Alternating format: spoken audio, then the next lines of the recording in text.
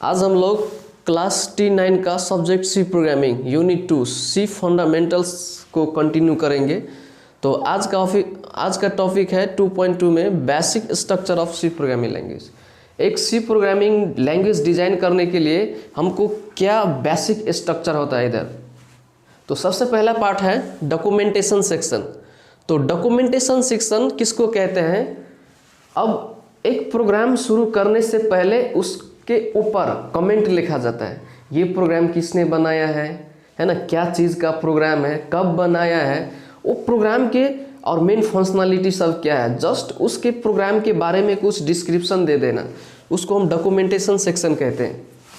जैसे कि कोई प्रोग्राम अगर हम लोग शुरू करेंगे तो एक कमेंट दे देंगे, एडिशन ऑफ 2 नंबर। मान लीजिए प्रोग्राम का नाम क्या है,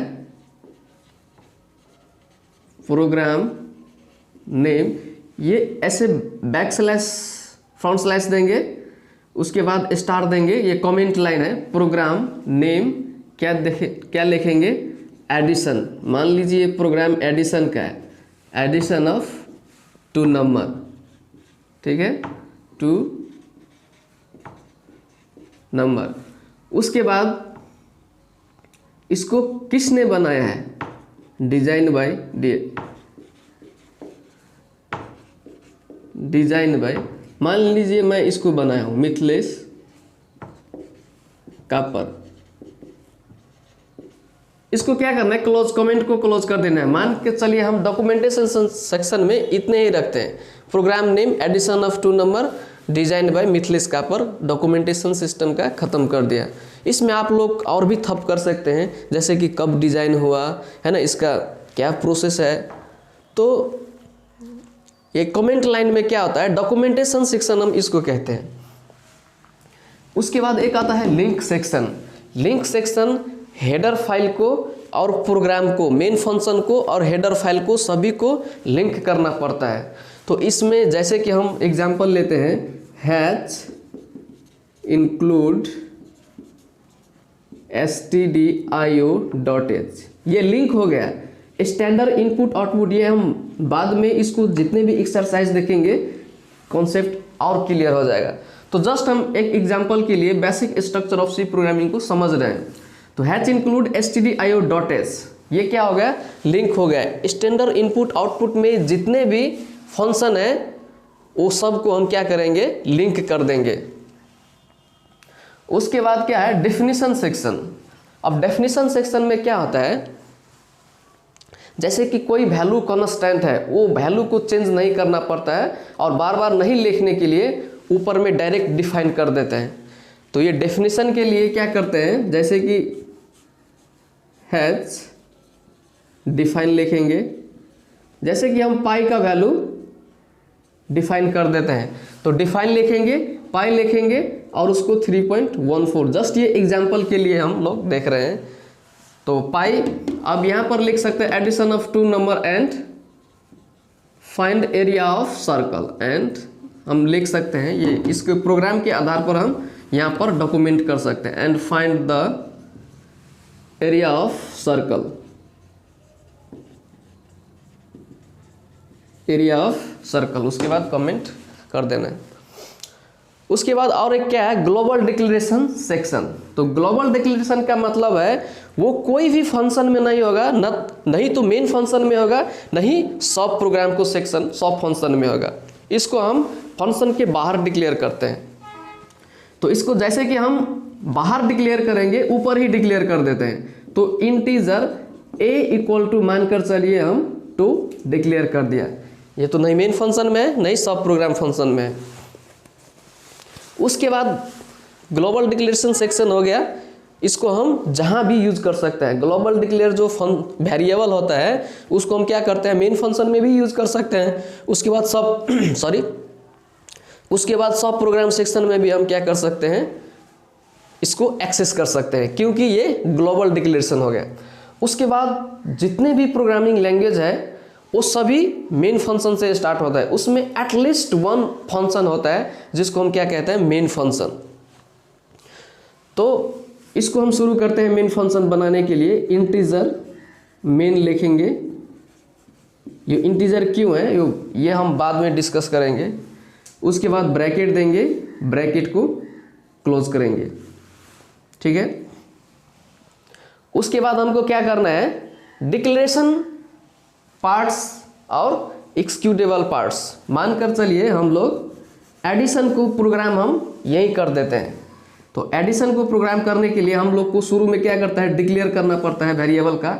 डिटेल में हम पढ़ेंगे।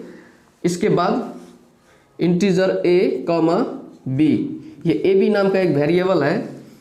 उसके बाद एक्सिक्यूटेबल पार्ट्स हम a में 5 रखेंगे, b में 6 रखेंगे और c में क्या करेंगे, a प्लस b जोड़ देंगे और वो c का क्या करेंगे, प्रिंट कर देंगे। प्रिंट %d और c।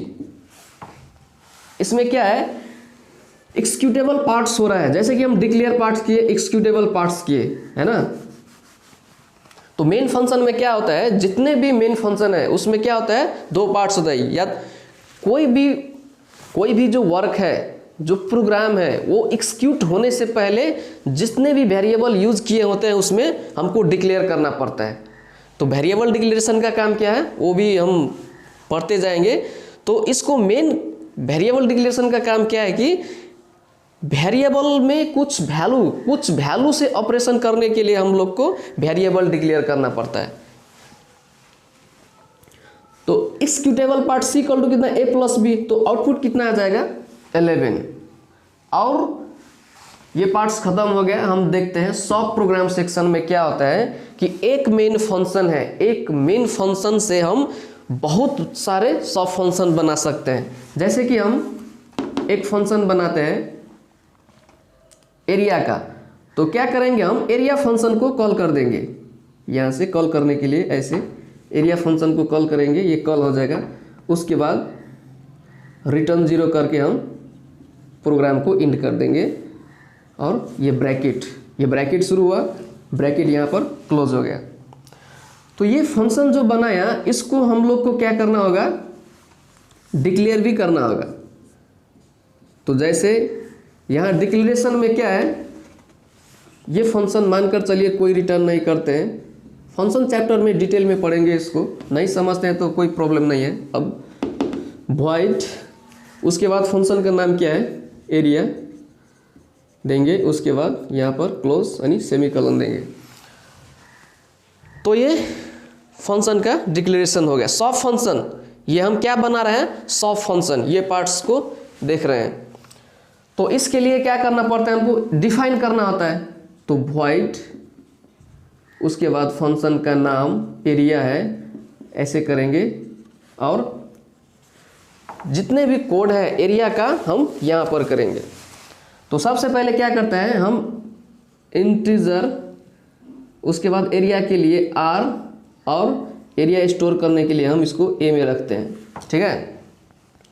उसके बाद क्या करते हैं, printf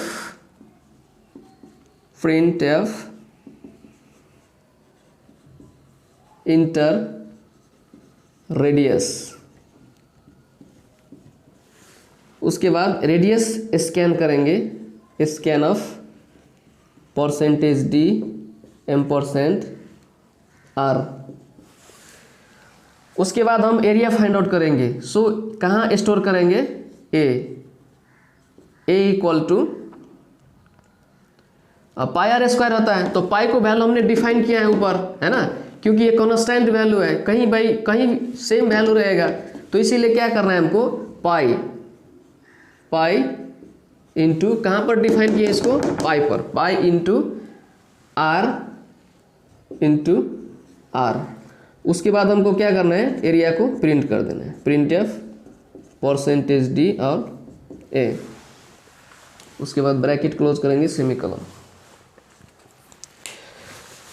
जैसे ये कॉल होगा यहाँ डिफाइन में जाएगा। डिफाइन के बाद इंटर रेडियस लेंगे। मानकर चलिए हम रेडियस 2 रखते हैं।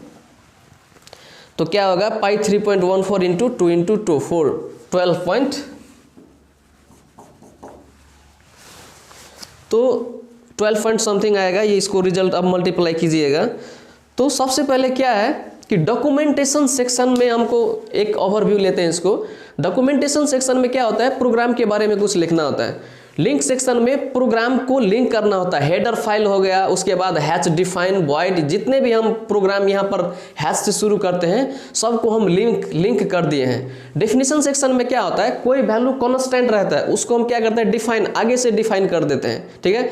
ग्लोबल डिक्लेरेशन सेक्शन में क्या होता है, जैसे कि ये ए है ना, तो हम नहीं तो मेन फंक्शन में यूज किए हैं, नहीं तो इधर, जैसे कि हम, और इसको मानकर चलिए कि प्रिंट ए को हम वैल्यू 2 रखे हैं, तो इधर मान के चलिए हम इसको डिक्लेयर नहीं करते हैं, ठीक है। और a इक्वल टू कितना 2 है, यहाँ पर मानकर चलिए इंटीजर कैपिटल में b लेंगे, तो और b का वैल्यू क्या करेंगे 6 करेंगे। तो यहाँ पर क्या करना है, c में a प्लस b ऐसे लिखना है। तो देखिए b को हम मेन फंक्शन में डिक्लेयर किए हैं, है ना, और जो सी को भी कैपिटल कर देंगे।